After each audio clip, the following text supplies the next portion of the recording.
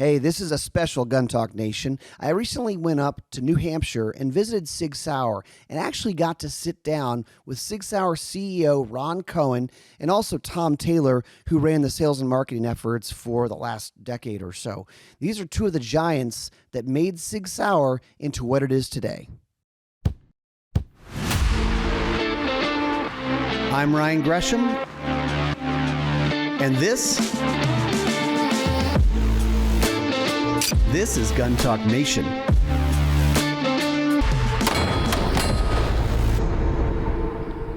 This Gun Talk Nation is brought to you by Hodgdon, Aero Precision, Vortex Optics, Ruger, Range Ready, and SDS Imports. Ron Cohen, CEO of SIG Sauer. Good to talk to you. Same here. Nice talking to you. Good to talk to you. So thanks for having us up here. We're at the I would say it's still new, the SIG couple years Experience Center. Very new. What was the thought process behind this? Because you had the SIG Academy, and it just keeps growing. We wanted to share the culture of SIG with the world. Mm-hmm. And I'm happy to say that this year 150,000 people will come here to see this place, to see our products, our history, our people. It's the best showcase of our brand and heritage that we could have done. We're very proud of this place. It's fantastic. I mean, it's top notch, but I mean, everything you guys do is that way. There's been a lot of change and growth that I've seen in SIG over the past, call it 15 years, but how do you've been here for so much of that. Did you see this vision, that what we're seeing today, or how did this come about? You know, people ask me, I came here 20 years ago. What was the big strategy? Mm-hmm. And there's no way that in 2004 I envisioned today. But I think what is common to those years, or the common denominator, was always pretty much the same. Great people. Give them room to dream, mm-hmm. and to try to execute. He who dares wins, not being afraid to fail.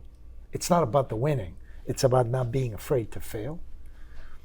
And the belief that what we are here to do is not just deal with this year, but have the desire to do something that may take you some years to get there. Right.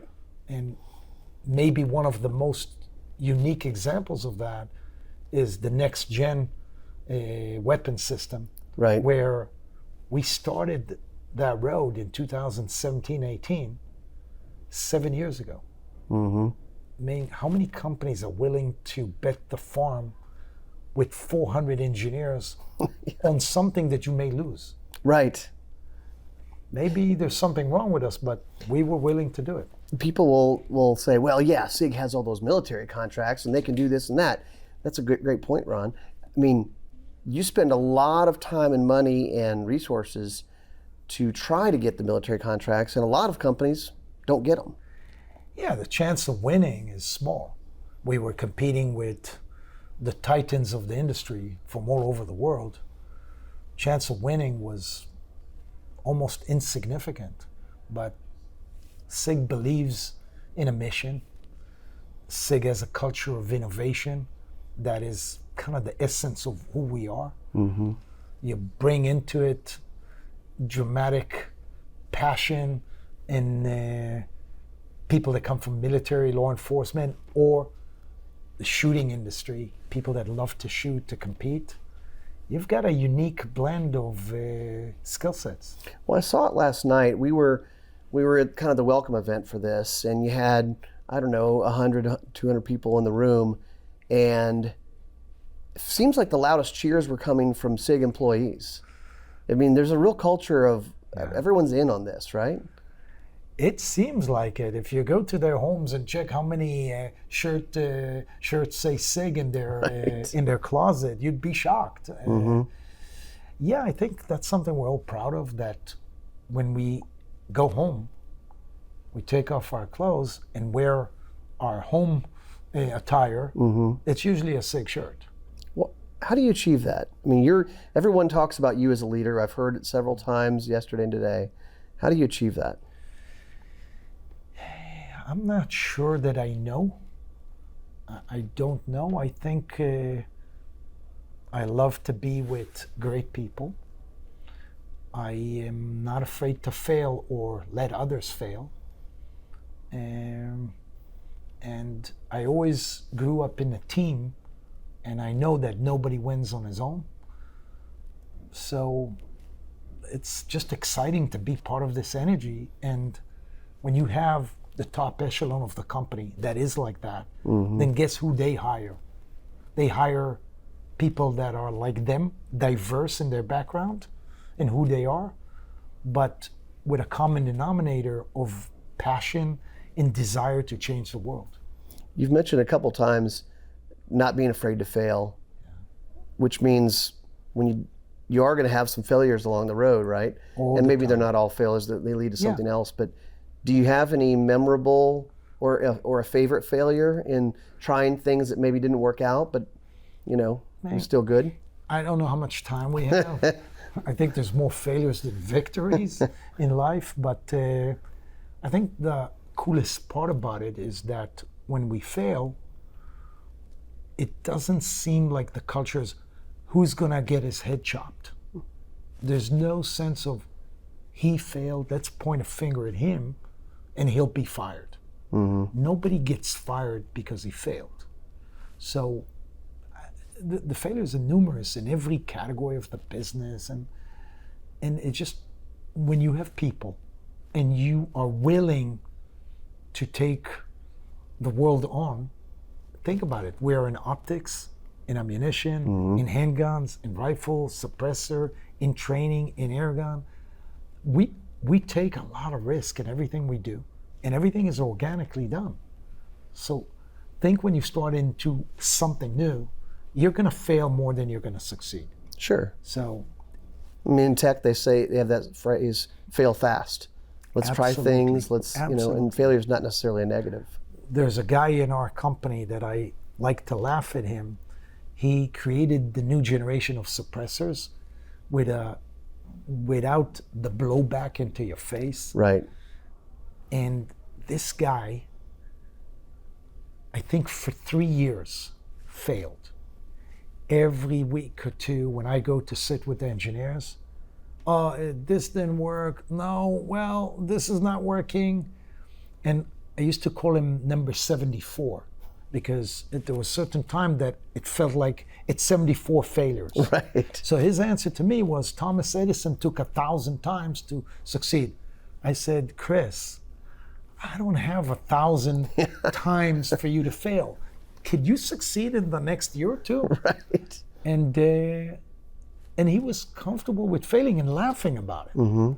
So I think that says a lot about the culture of the company. For sure. Well, it's gotten us to some really innovative products, the Cross 365, now the Fuse.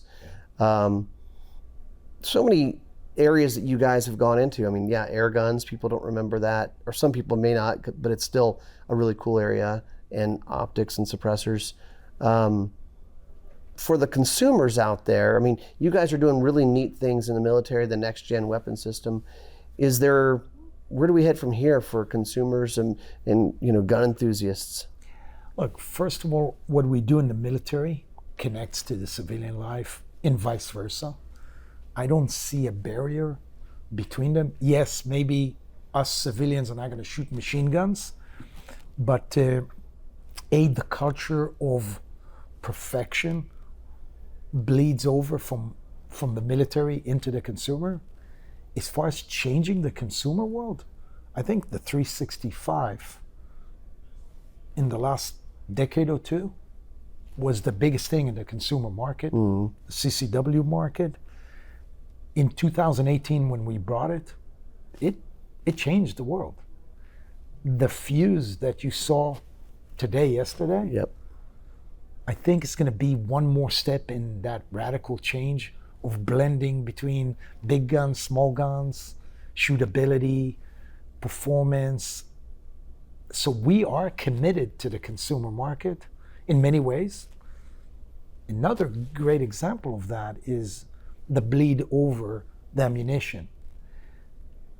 Ammunition hasn't changed in your lifetime, your father, your grandfather, and so on and so on. Right. Since 1840, no radical change in ammunition.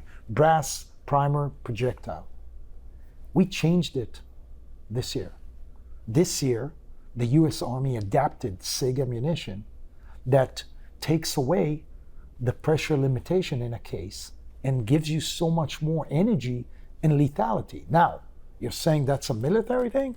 That's not true. That's also for us consumers. Think of the cross rifle, think of the spear for consumers, and think of what it starts. We can hybridize and create high pressure in every type of round that's out there. It changes what we think is possible in the ballistics. I got into this field 30 years ago. I'd read Guns and Ammo about some projectile that increased 20 foot per second, and the guy gets a Nobel Prize. Right. We are doing it today with 500 foot second. That is a revolution, not an evolution.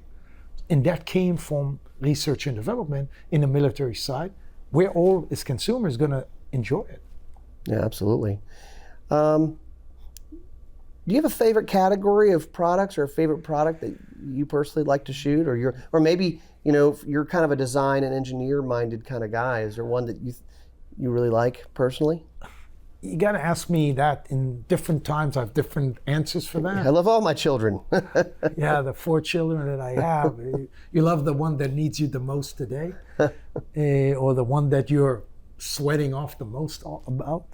So I think in a civilian setting, the 365 is just the most exciting in its range, from a very, very small gun to literally a full-size gun that still looks small. The little gun that's now big. The little gun that's a big gun, and I'm not sure how to call it anymore. Right.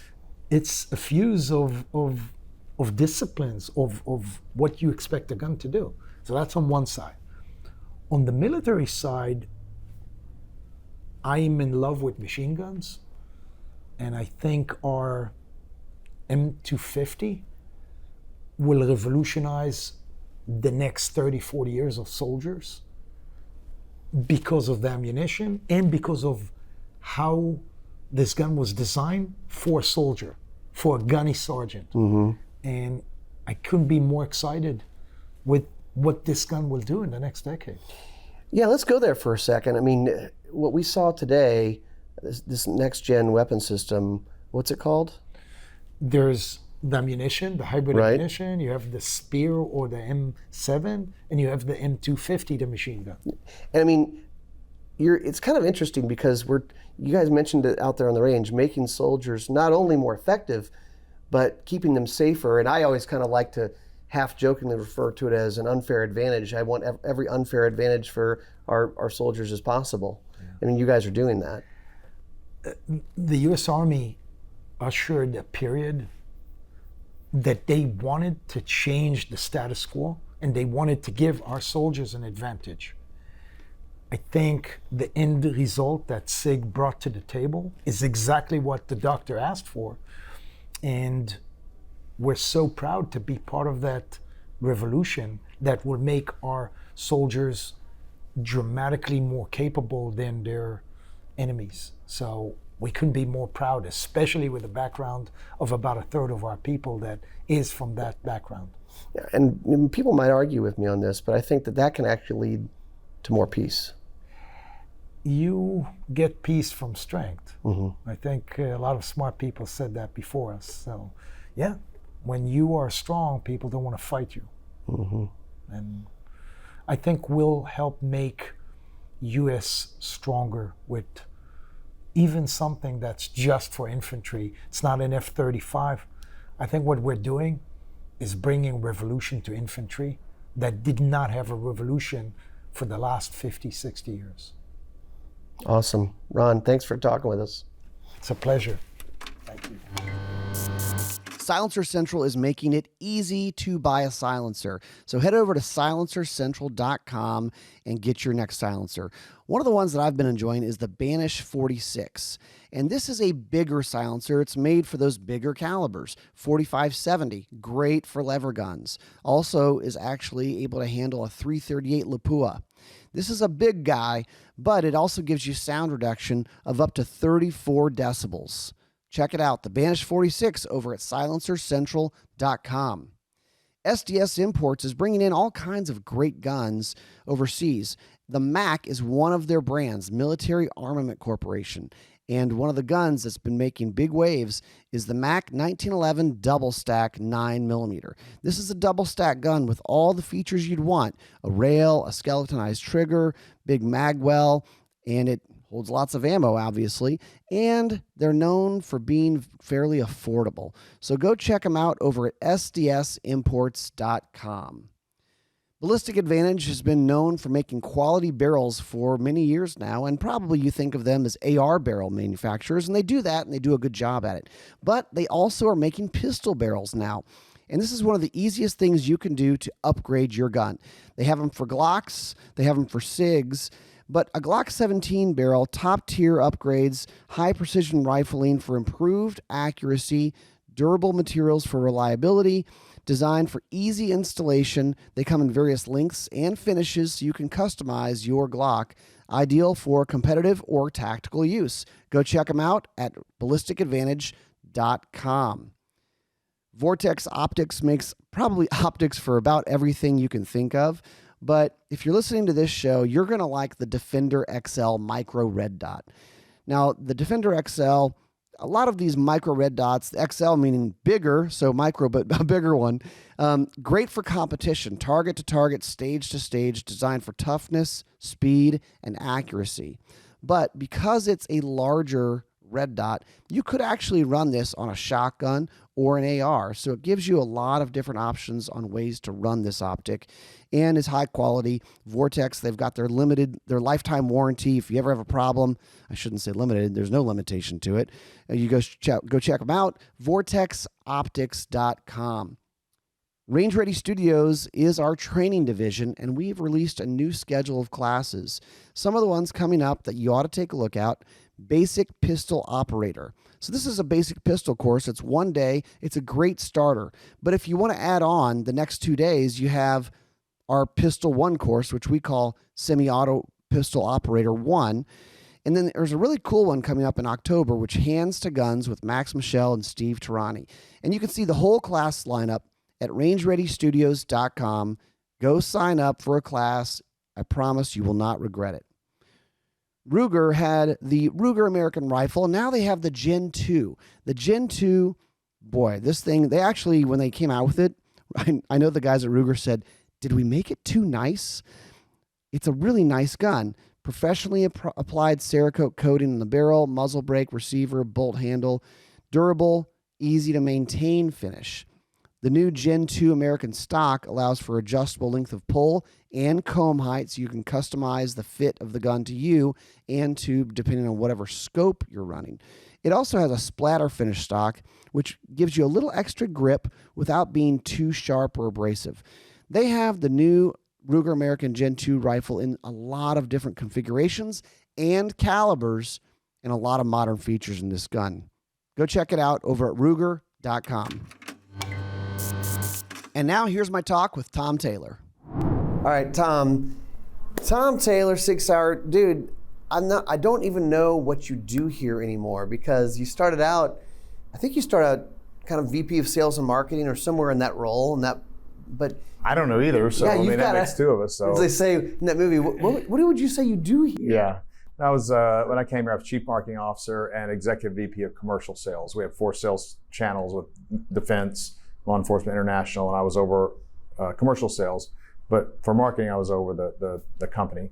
So just recently, we decided to make a change based on the color of my hair and just trying to take on a little bit different role for the company. Don't want to go anywhere. Still very involved in a lot of different things. But the new title is Executive Vice President, Global Brand Development. whatever the heck that means. But what it really means and is, other duties assigned. and other special projects and things like that. But no, I mean, as you know, Robbie Johnson has been named CMO, and Robbie, you know, we had been talking to some people from outside this industry about potentially coming to work with me for a couple of years to evolve to potentially the CMO position. And you know, when you look at the CMO universe, it's this big, and then you say the word guns, and it becomes this big. Yeah. And then you start talking to those people, and you say, you've got to be the face of SIG. You've got to be an advocate for the Second Amendment. You've got to be trusted by the industry, and you've got to do all these things. And we just begin to get a little frustrated that we weren't finding the right people. And so it's kind of like the obvious thing right before our eyes. You know, Robbie Johnson, we basically came here about the same time. I think he was maybe 3 months before me. He was in the defense team, product team. Then he was elevated to VP over the defense product management team, and then became senior vice president over defense and commercial product development. But the biggest thing about Robbie is he's a soldier, which fits in really good here. High level soldier, as you know, a ranger, sniper, Army marksmanship unit, all the great things he did there. He's been 15 years in the industry, and Robbie's a good leader, and Robbie's a good pragmatist. I mean, he's a lot of things that, while he's not a classic marketing guy, like we were looking for, you know, I don't know, the VP of marketing over Crest toothpaste or something. Right, sure, and that was just not, we just didn't see that as being the right fit here. And so the plan is that Robbie will move into that role, and I will do everything I can to support him. We also are going to be focusing more on international marketing. We have it, the U.S. was our first mountain to climb. When you've heard Ron talk about that, climbing the mountains. So we want to do a little more global marketing, hence the title. And then other special projects, things like that, industry advocacy, you know, all the things, protecting the Second Amendment, just being involved in promoting the industry and all the things that we do here. So yeah, so that's the plan. Well, I mean, that kind of talking about Robbie and some of the other people that we've met in the last couple of days, SIG has, well, one, you guys have a lot of people who are hardcore gun enthusiasts, but also my impression is you just have people who are ride or die for the brand. I mean, it seems like the people here, it's not just like I work at a gun company, who cares? I mean, they're like SIG stickers on their cars, and they're wearing the SIG clothing and all that. Oh, it's, you know, I've been here 10 years now, and you know, 5 years at Mossberg and 5 years at Smith & Wesson, and so I kind of learned to navigate the industry a little bit. But coming here and working for Ron Cohen, if you're not passionate about what you do here, it's really hard to survive, because if you come here and you just treat this like a job, and you're around Ron, or if you're around the disciples of Ron, if you will, around the factory and key jobs or whatever, it's really hard to be successful here. And interesting, you know, some of the stats you've heard, about a third of our employees are veterans or law enforcement.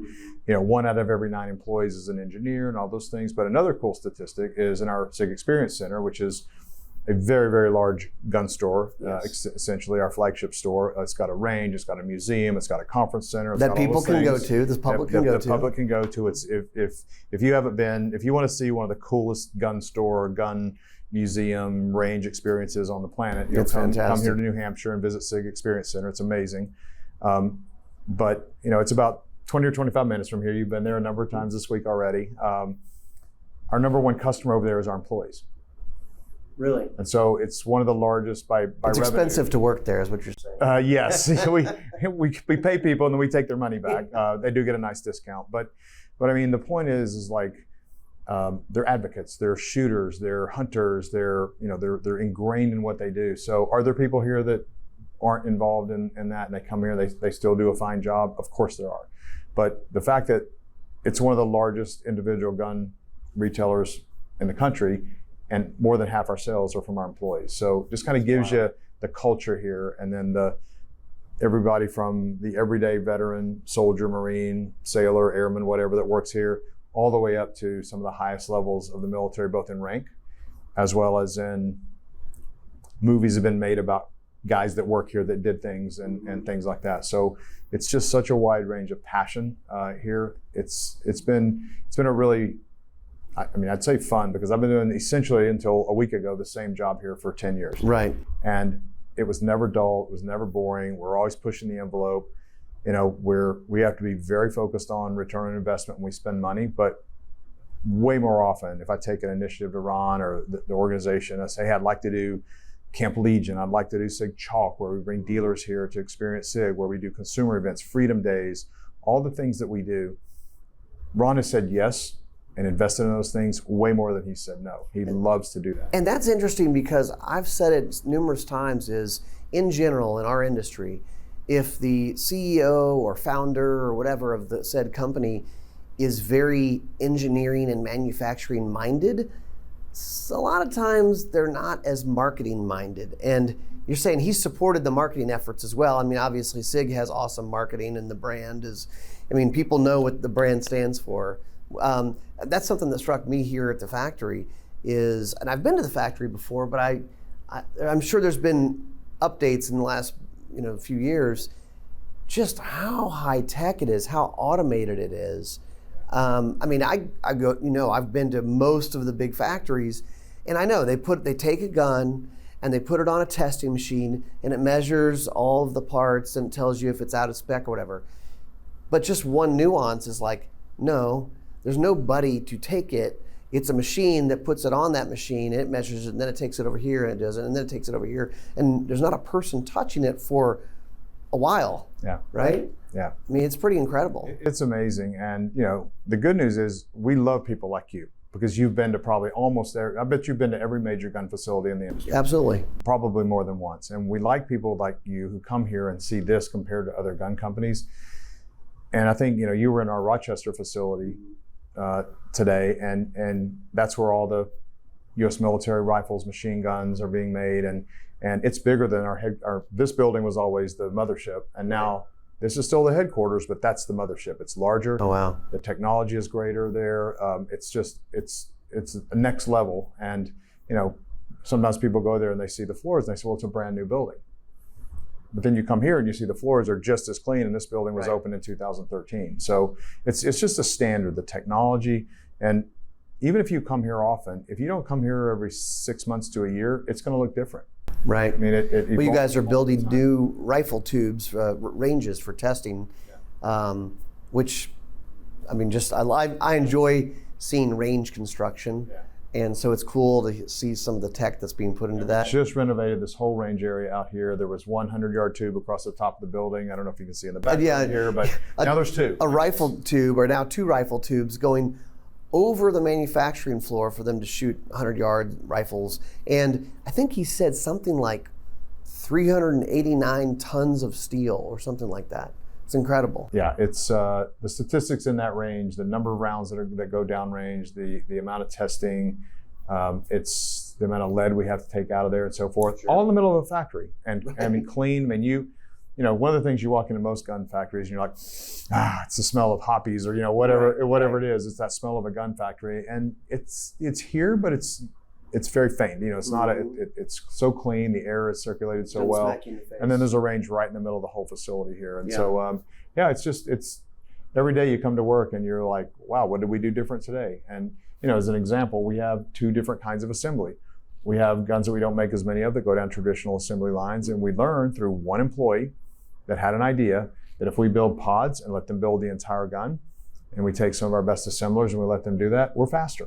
Yeah. And the quality doesn't suffer at all. So for a 365 or a 320, those are getting built by one individual going through a pod. They rotate through teams of 3, and they build guns. And probably better too. Faster and better built. It's hard to say it's better because we measure pass-through rate, and so that was the key, was making sure that they were at least similar. So the rates are very similar. So what it says is, even though that's a little bit of a manual process and it's all this technology, there's really very little difference between the quality rate. We measure first time through rate and all these different quality measures. Obviously, we have tons of quality measures that, as you've heard Ron talk about what the U.S. military taught us, we were already good, but the level that you have to do to get through the DCMA, the Army's, it's crazy. Always. It's insane. And so we've learned to get better and better. But yeah, the consistency out there, whether it's one person builds one gun or whether the gun goes down the assembly line, what's coming out on the other end is still a high quality gun. And the other point that Ron made was like, these guys don't know whether they're building a gun for a SEAL team member,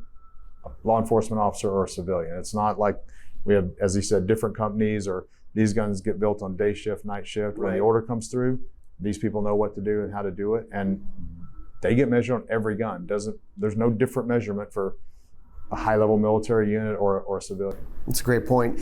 Talk about in the last, I'm not sure, maybe going back 12 to 15 years ago, it seems to me SIG really started changing as a company. SIG's been around for a long time, but it really started changing as a company and the products you guys were bringing out.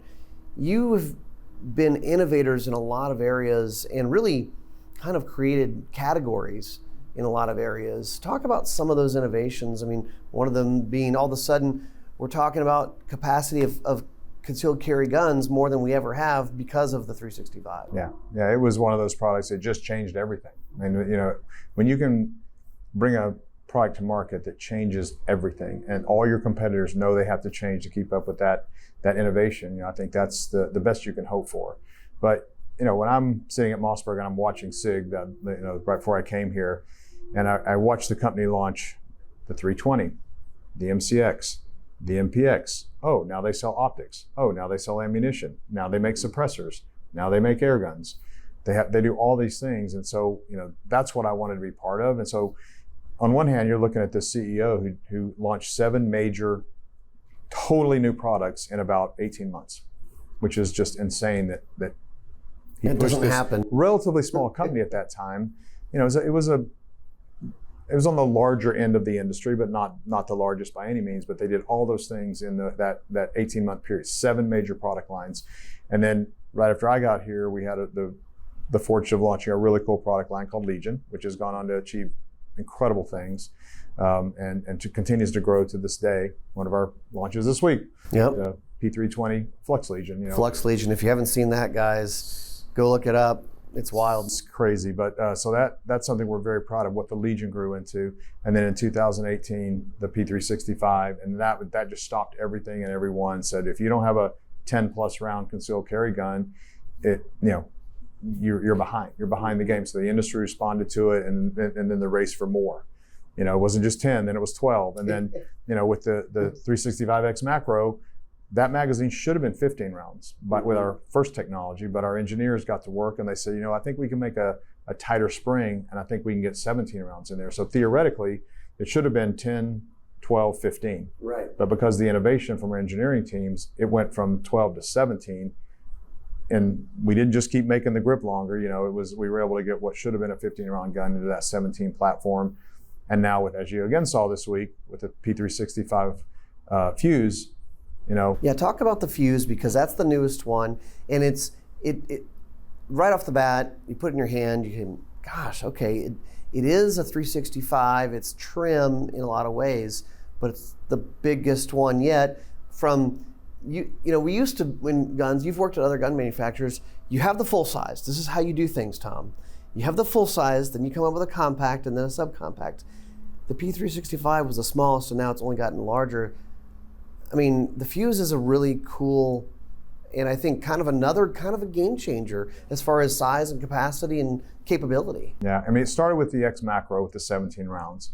And essentially, whether you wear a gun concealed as a civilian, whether you carry it on your hip as a professional, whether you carry it on your chest plate as a soldier or whatever it is, the X macro, whether it's the standard or the compensated model, it does everything a gun needs to do. It had 17 rounds. It shoots like a full-size gun. We knew it had this accuracy and capability, but it also had the thinness and the petite feel. When you see those guns in a hand, it just still looks very small. Mm-hmm.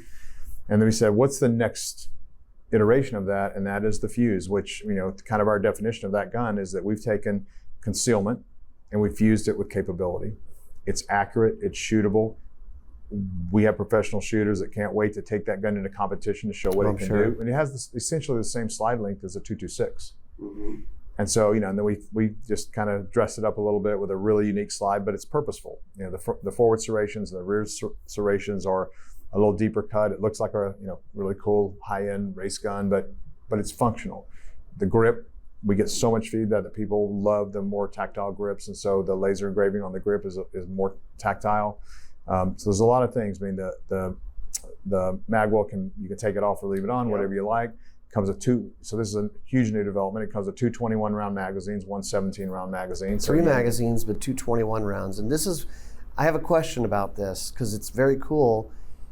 How does the fuse mingle at the party with the P320? Because now you're looking at them going, wait a minute, now the fuse is holding so much ammo, and it's, how do those two play together? I almost want to answer that question and say I don't care.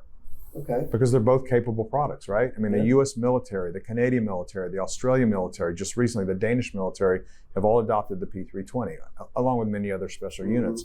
So the gun is proven. We know what it can do. It's probably the most tested gun on the planet in terms of what it's been able to accomplish in a short period of time. And now we have this other gun that comes to market that can do everything the P320 can do, but it's in a little bit smaller platform. So I think what we've done is we've said, okay, if you want the same gun that every major U.S. military and many of the special forces units throughout the world are using, it's this one. It's a little meatier, it's a little thicker or whatever, but if you want this gun, and the magic of the 365, even though it has that 1-inch width, when you pick it up, it just feels great. And then if you want a little bit different version of that, pick up a 365 AXG Legion with the aluminum grip module, different feel. And it feels like a mini 229. Yeah, it's just really. Well, hey, look, I like options. There's no reason, you don't have to buy just one gun. No one should ever do that. 100%. So what we hope we've done in the world of full-size guns, when you look at the universe of the most popular full-size guns out there, which by the way have less capacity than a 365 macro, X macro, or fuse, this gun can do everything you need it to do. They're all modular, the 320 and the 365. So you have one fire control unit of either gun. You can pretty much do, not pretty much, you can do whatever you want. And those who've played with that fire control unit automatically start going, wait a minute, I can take the slide from this and the frame from this, and we can start interchanging. I mean, we haven't even, burned off all the manufacturing oil on the gun, and we're already saying, wait a minute, what could we do with this? Well, oddly enough, I work for the company. I know a lot about the products, and I said the other day, oh my God, this fuse, everybody loves it. It's so cool. Maybe the next iteration is the P365 Fuse AXG. I was like, wait a minute, we have that. Just take the grip off your AXG, put it on that, and you I don't want to get Lena in trouble, but she may have made one for me at the range. We may have shot it a little bit. Yeah, so it may have been awesome. Inside baseball here, right? So, but no, it doesn't really matter what you want. You can build it here, whether it's a 320 platform, whether it's a 365 platform. But me personally, just personal opinion, I've fallen in love with a 365, and I have 320s, but I've fallen in love with a gun, and for a soldier, it's a little different. If they want the gun because it's flat across a chest plate or whatever, that's great. It's shootable. It's got as many rounds as you need. But for a cop who probably is not going to discharge that gun in a real life situation in their career, why not carry the most efficient gun that you possibly can? Because you've got a full size gun. It takes up space. It's got all this going on. But why not carry a more efficient gun? And so, we're just starting to give people choices. And if you're a cop and you're carrying a duty gun that's an X macro or a fuse, and then you go home on the weekend and you need to conceal carry, you've got you can either rebuild it with your fire control unit, or you've got another 365, whether you wear it concealed, keep it in your car, or wherever you use it. So it's a platform that, if you want to look at advantages and disadvantages, the 365 can go all the way from up here to down here from a concealment and a performance standpoint. Well, it's been fun hanging out with you guys for a couple of days. I mean, I've been to SIG several times, but you guys are always doing new things. I've seen new products. I've seen new stuff on the manufacturing floor. And from what I can tell, there's more coming. Yeah, well, and you've had, over the years, an inside baseball look at SIG many times, but our idea this week was to open up everything. Everybody in the factory, everything you see. So, for all the stories of like this, the big bad secret of SIG or whatever, that's not who we are. It's a company of passionate people. The CEO is, he's the most passionate of all, maybe. Yes, but, absolutely. But that was the idea, to have a week where you could just see anything and everything about SIG. Thanks, Tom. Absolutely. It's always fun.